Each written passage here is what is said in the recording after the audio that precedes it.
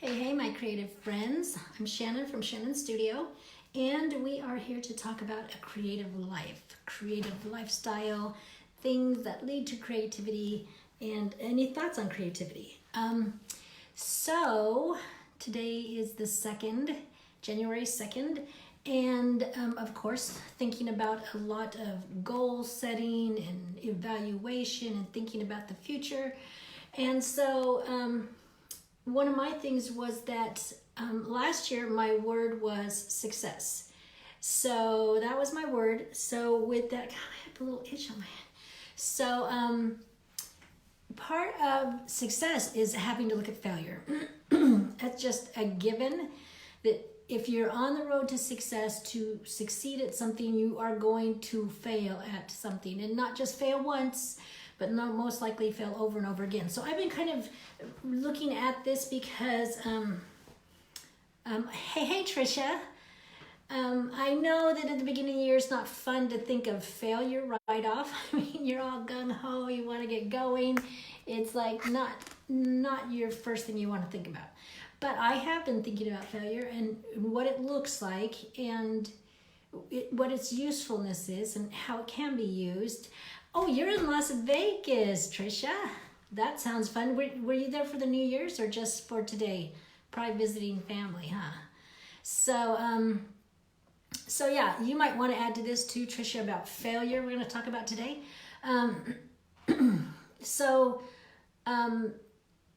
There's a phrase, failure is the mother of success, that sort of thing. So you have to look at failure. And I did a video about failure. Don't quit making art. Don't quit being creative because you fail at something. That's video 77. So this goes past that. It goes like, so you failed, so now what? What's next? How do you recover from failing? Yep, visiting family. Tricia says visiting family for the new year. I thought so. We'll say hello to everybody. So I'm looking at recovering from failure. What do you do next after you've failed?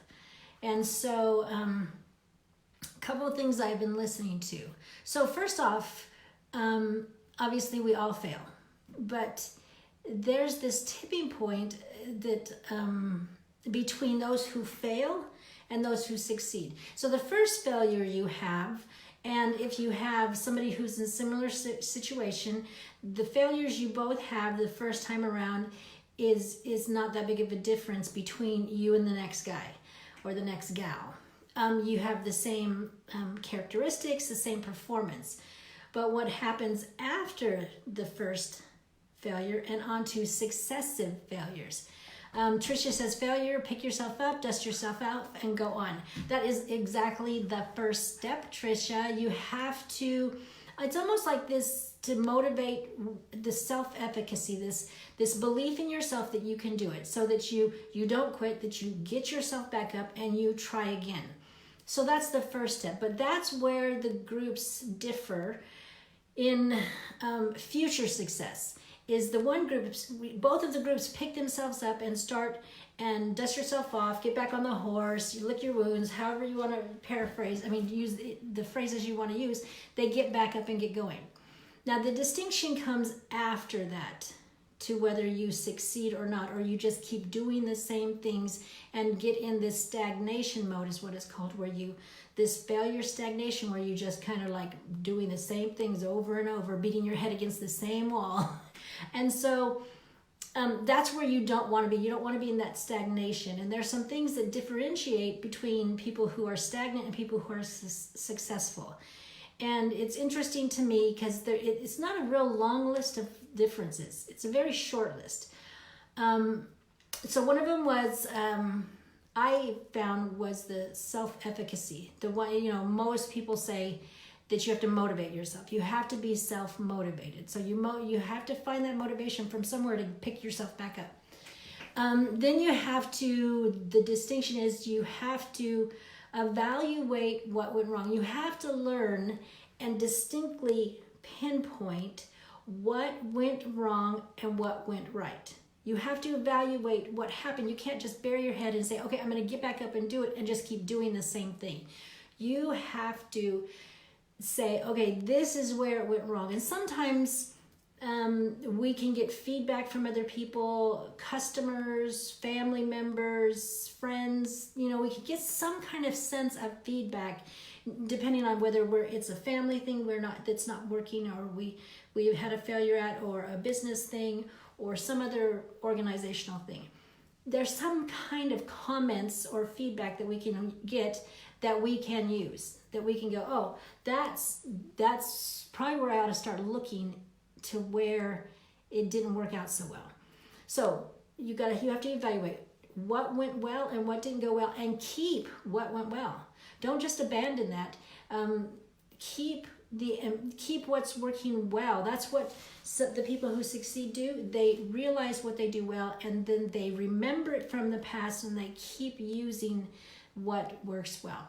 Then the next thing is, so that's the third thing, is to concentrate and focus on improving that thing, on that, go through it and think about it. Now, this didn't work. What could I do to make it work? What is it, an external thing outside of me, or is it an internal thing? So that's for me where some of the things where I'm, working on a career now, is to go, this didn't work. Why didn't it work? Oh, because it was an external thing, because this happened, or this other external thing, like we moved to Sweden. So that took out some of the teaching that I was going to be doing. And so you can look at it as a failure, but that wasn't, it kind of is a fail. But is it something I need to improve on, or was it something external?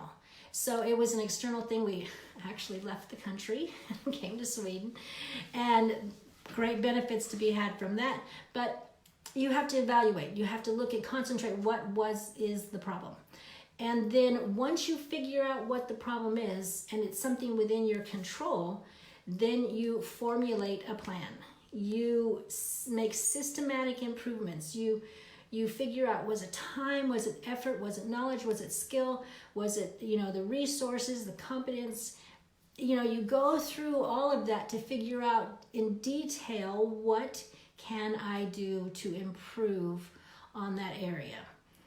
And then, so those are some of the things that people who are flip themselves over from stagnation to success. Those who keep trying and who succeed, as opposed to those who keep trying and still run the same race over and over again and don't finish and don't succeed.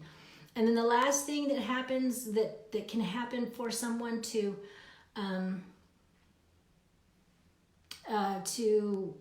be successful, is that they go through that process, the evaluation, the concentration, the formulation of the plan. They quickly turn it around and start again fast. It's not like they skip that step, but they don't take a prolonged period of time to do it, because they will probably fail again, because we fail often. So there'll probably be something else that fails again. And so it's almost like the mantra that's kind of going around: fail faster, fail, a lot, and fail fast. That's what it means. It means to start up again and make your time that you're going through this process, and that you're having, the feelings of failure. Don't let those linger on. Turn it around, go through the process, and then start up again. And that's what they're talking about. Those aren't that big different. They're not that big of a difference between those who are stagnant and those who succeed. It's not that those things are out of reach of all of us to be able to evaluate and concentrate and formulate and to start up again fast. Most of us can do that. It's just that I think sometimes when you're in failure and we're in it, and we are, the feelings involved, and a lot of times we're on an unknown path anyways, so it just kind of makes this little emotional cocktail that makes it difficult to kind of proceed and to move forward. And I think the better we are at taking that and moving forward, makes it really good for ourselves. So here is a guy, Dashun Wang, who says, and he did research on this. He says, so it is a balance between reusing what you did well versus creating, recreating, and improving on those you didn't do quite well. And that seems to be the critical part between people who manage to cross the tipping point of stagnation and success. So I think that that's beneficial. And after, studying failure a little bit, I realized as a mom, there were a lot of things that I did.